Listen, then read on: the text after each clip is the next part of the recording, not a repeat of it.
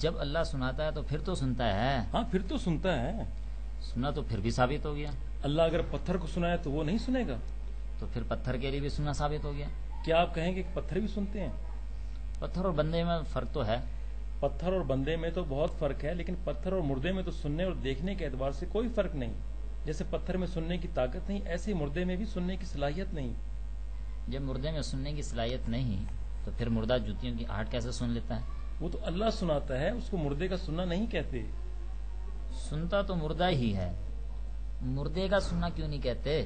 یہ نسبت تو مجازی ہے، حقیقت میں یہ فعل مردے کا نہیں ہوتا، اللہ کا ہوتا ہے.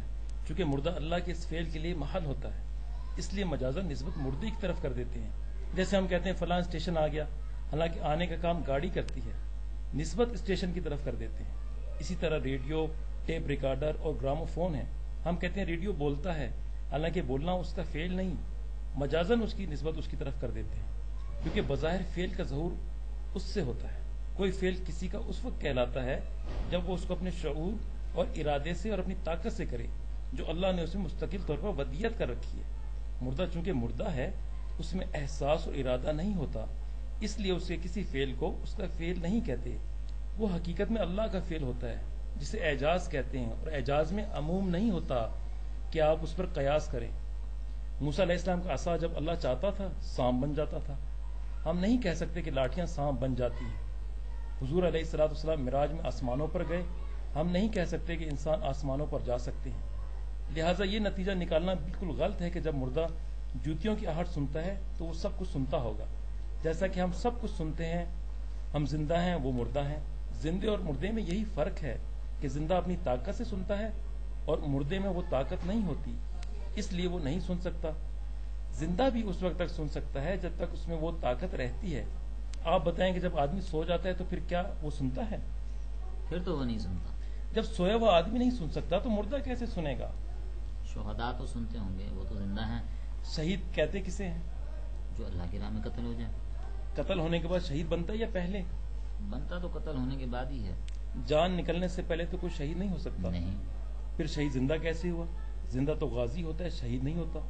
سنا ہے شہید تو مرتے ہی نہیں. اگر مرتے نہیں تو شہید کیسے ہو جاتے ہیں؟ شہید تو ہوتا ہی وہ ہے جو اللہ کی راہ میں مر جائے، یعنی شہادت ملتی ہی موت کے بعد ہے.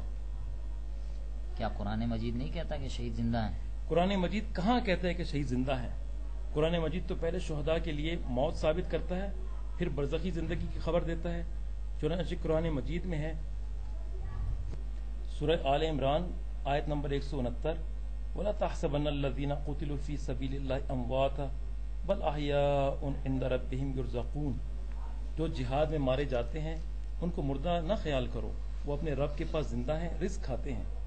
قرآن شہید کو دنیا کے اعتبار سے مردہ اور اگلے جہاں کے اعتبار سے زندہ بتاتا ہے. قرآن یہ نہیں کہتا کہ شہید دنیا میں زندہ ہیں، سنتے ہیں یا دیکھتے ہیں یا کوئی اور کام کرتے ہیں. اگلے جہاں میں تو سارے ہی زندہ ہیں، پھر شہیدوں کی کیا خصوصیت؟ کیا شہیدوں کی خصوصیت اسی میں ہے کہ وہ دنیا میں واپس آ جائیں؟ آخر یہ خصوصیت تو ہے کہ وہ مر کر بھی زندہ ہیں. کہاں، دنیا میں یا برزخ میں؟ دونوں جگہ، دنیا میں بھی اور برزخ میں بھی. دونوں جگہ کیسے زندہ ہو سکتے ہیں؟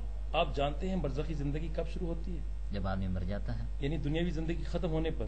جی ہاں. جب برزخی زندگی دنیاوی زندگی ختم ہونے پر شروع ہوتی ہے تو دونوں جمع کیسے ہو سکتی ہیں؟ کیا دن رات جمع ہو سکتے ہیں؟ کیا جوانی اور بڑھاپا جمع ہو سکتے ہیں؟ جب ایک چیز کی ابتدا دوسرے کی انتہا ہو تو ایسی چیزیں کبھی جمع نہیں ہو سکتی. جیسے دن رات جمع نہیں ہو سکتے، دن ختم ہوگا تو رات آئے گی. جیسے بچپن، جوانی، بڑھاپا جمع نہیں ہو سکتے، کیونکہ ایک ختم ہوگا تو دوسرا آئے گا. اسی طرح یہ نہیں ہو سکتا کہ ایک شخص دنیا میں بھی زندہ ہو اور برزخ میں بھی. اگر دنیا میں زندہ ہے تو برزخ میں نہیں، اگر برزخ میں زندہ ہے تو دنیا میں نہیں، کیونکہ دنیاوی زندگی ختم ہونے کے بعد برزخی زندگی شروع ہوتی ہے. انسانی زندگی کا سفر پیدائش سے شروع ہوتا ہے، پہلے بچپن، پھر جوانی، پھر بڑھاپا، پھر موت کے دروازے سے برزخ، پھر آخرت، پھر اصلی ٹھکانہ جنت یا دوزخ. اس پر یہ سفر ختم ہو جاتا ہے. جب سے یہ سفر شروع ہوتا ہے آدمی کا رخ آگے کی طرف ہی رہتا ہے.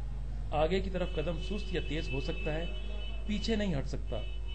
یہ تو ہو سکتا ہے کہ بچپن میں ہی موت آ جائے، جوانی اور بڑھاپے کی نوبت ہی نہ آئے، لیکن یہ نہیں ہو سکتا کہ جوان پھر بچہ بن جائے یا بوڑھا پھر جوان ہو جائے. یہ تو ہو سکتا ہے کہ برزخ میں ہی اخروی لذتیں حاصل ہونے لگ جائیں، جیسا کہ شہداء کو حاصل ہوتی ہیں. یہ نہیں ہو سکتا کوئی شہید برزخ سے واپس دنیا میں آ جائے، کیونکہ یہ دنیا قید خانہ ہے اور موت اس سے نکلنے کا دروازہ۔ چونکہ موت سے ہی آدمی اس قید خانے سے نکلتا ہے، اس لیے موت سے ہی مومن کی ترقی ہے۔ اسی لیے نبی، ولی، خاص، عام سب پر موت آتی ہے، اور وہ اس دروازے سے نکل کر جو مدارج اللہ نے ان کے لیے تیار کیے ہیں ان کے حصول کے لیے آگے بڑھتے ہیں۔ شہید اور نبی تو درکنار، کوئی مومن بھی نہیں چاہتا کہ ایک دفعہ اس قید خانے سے نکل کر پھر اس قید خانے میں واپس آ جائے اور اپنی منزل مقصود سے دور ہو۔ سنا ہے شہید تو اس دنیا میں واپس آنے کی آرزو کرتے ہیں۔ دنیا میں آنے کی آرزو نہیں کرتے، دوبارہ شہید ہونے کی آرزو کرتے ہیں۔ آخر شہید تو اس دنیا میں آ کر ہی ہو سکتے ہیں نا؟ تو پھر کیا اللہ ان کو بھیج دیتا ہے؟ آخر بھیجتا ہی ہوگا، اللہ ان کی بات رد تو نہیں کرتا ہوگا۔ تو پھر کیا آپ نے کسی شہید کو دنیا میں آ کر رہتے اور دوبارہ شہید ہوتے دیکھا ہے؟ نہیں، دیکھا تو نہیں کبھی۔ آپ نے دیکھا بھی نہیں اور آتا بھی کوئی نہیں۔ اللہ ان کی اس خواہش کو پورا نہیں کرتا، جیسے کہ حدیثوں میں آتا ہے، اس لیے کہ یہ فعل عبث ہے، اللہ کی حکمت کے خلاف ہے۔ مر کر پھر دنیا میں آنا تنزل ہے، ترقی نہیں۔ ترقی آگے جانے میں ہے، کیونکہ جنت آگے ہے اور جنت کا مل جانا فوز عظیم ہے۔ اس کے لیے مومن آگے ہی جاتا ہے اور دنیا میں واپس نہیں آتا۔ عیسیٰ علیہ السلام جن مردوں کو زندہ کرتے تھے وہ تو دنیا میں واپس آئے۔ اس کو واپس آنا نہیں کہتے، واپس آنا تو وہ ہے جو اپنی مرضی سے ہو، اور ایسے کوئی واپس نہیں آیا۔ مرضی سے آیا یا اللہ لایا، دنیا میں تو آ گیا، دنیاوی زندگی تو مل گئی نا۔ اس کو دنیاوی زندگی نہیں کہتے، دنیاوی زندگی تو اس وقت تک ہے جب تک موت نہ آئے۔ جب موت آ جاتی ہے تو دنیاوی زندگی ختم ہو جاتی ہے۔ پھر اگر موجزانہ طور پر اللہ کسی کو زندہ بھی کر دے تو وہ دنیاوی زندگی نہیں کہلائے گی، کیونکہ دنیاوی زندگی ایک خاص زمانے کا نام ہے جو پیدائش سے شروع ہو کر موت پر ختم ہو جاتا ہے۔ جیسے زمانہ لوٹ کر نہیں آتا، ایسے یہ زندگی بھی لوٹ کر نہیں آتی۔ اللہ کسی مردے کو زندہ بھی کر دے تو وہ برزخی زندگی ہی کہلائے گی، کیونکہ اس پر دنیا کی زندگی کے احکام مرتب نہیں ہوتے۔ ایسے ہی اللہ کسی زندے کو جس کی عمر ابھی باقی ہو معجزانہ طور پر مار دے اور جتنی دیر چاہے مردہ رکھے اور پھر زندہ کر کے چھوڑ دے تاکہ وہ اپنی عمر پوری کرے، تو یہ دنیاوی زندگی کہلائے گی جب تک اس کی عمر پوری نہ ہو جائے، جیسے کہ حضرت عزیر علیہ السلام کے ساتھ یا بنی اسرائیل میں کئی مرتبہ ہوا۔ اس کو یوں سمجھیں، قرآن کی کچھ صورتیں مکی ہیں، کچھ مدنی۔ مکی وہ کہلاتی ہیں جو ہجرت سے پہلے نازل ہوئی، اور مدنی وہ جو ہجرت کے بعد۔ اگر ہجرت کے بعد کوئی صورت یا آیت مکے میں نازل ہوئی تو اس کو بھی مدنی ہی کہتے ہیں، کیونکہ یہ اس زمانے سے تعلق رکھتی ہے جو ہجرت کے بعد کا ہے۔ یہی حساب دنیاوی اور برزخی زندگیوں کا ہے۔ موت سے پہلے کی زندگی دنیاوی ہے اور موت کے بعد کی برزخی۔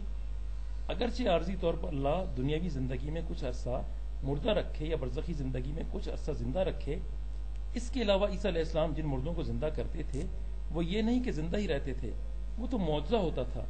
جتنی دیر اللہ کو منظور ہوتا اللہ ان کو زندہ رکھتا، پھر ان کو مردہ کر دیا جاتا بغیر موت کی تکلیف کے۔ معجزات کا یہی حال ہوتا ہے، ان کو دکھانے کے بعد اشیاء کو اصلی حالت میں لوٹا دیا جاتا ہے، جیسے کہ موسیٰ علیہ السلام کا عصا سانپ بننے کے بعد پھر عصا بن جاتا تھا۔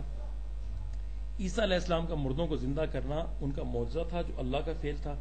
معجزہ نبی کی نبوت اور اللہ کی قدرت کی دلیل ہوتا ہے۔ اللہ تعالیٰ نے عیسیٰ علیہ السلام کے ہاتھوں پر مردوں کو زندہ کر کے دکھایا کہ میں جو عدم سے وجود میں لا سکتا ہوں تو میں مردوں کو بھی زندہ کر سکتا ہوں۔ میرے لیے ایک جہاں سے دوسرے جہاں میں لانا لے جانا کوئی مشکل نہیں، لیکن معجزہ ایک خاص چیز ہوتی ہے، اس پر قیاس نہیں کیا جا سکتا۔ جیسے کہ اللہ تعالیٰ نے عیسیٰ علیہ السلام کو بغیر باپ کے پیدا کیا، اس سے یہ نتیجہ نہیں نکالا جا سکتا کہ بچے بغیر باپ کے بھی پیدا ہو سکتے ہیں۔ اسی طرح یہ نہیں کہہ سکتے کہ مردہ زندہ بھی ہو جاتے ہیں، کیونکہ عیسیٰ علیہ السلام کے زمانے میں کئی مردہ زندہ ہوئے یا مردے کلام بھی کر لیتے ہیں، کیونکہ حضور علیہ الصلوۃ والسلام نے بدر کے مقتولین سے کلام کیا تھا، یا مردہ جب اس کو قبر میں رکھ کر جاتے ہیں تو وہ جوتوں کی آہٹ سنتا ہے۔ یہ سب اللہ کے کام ہیں، وہ جو چاہے کر دے، اس کو ایک کلیہ نہیں بنا سکتے۔ انبیاء بھی نہیں سنتے؟ انبیاء کیسے سن سکتے ہیں؟ کیا ان پر موت نہیں آتی؟ موت تو آتی ہے۔ جب موت آتی ہے تو پھر وہ کیسے سن سکتے ہیں؟ موت تو موت ہے، جس پر بھی آتی ہے مردہ کر دیتی ہے۔ مرنے والا کوئی بھی کیوں نہ ہو، نہ سن سکتا ہے، نہ بول سکتا ہے، نہ دیکھ سکتا ہے، نہ کچھ کر سکتا ہے۔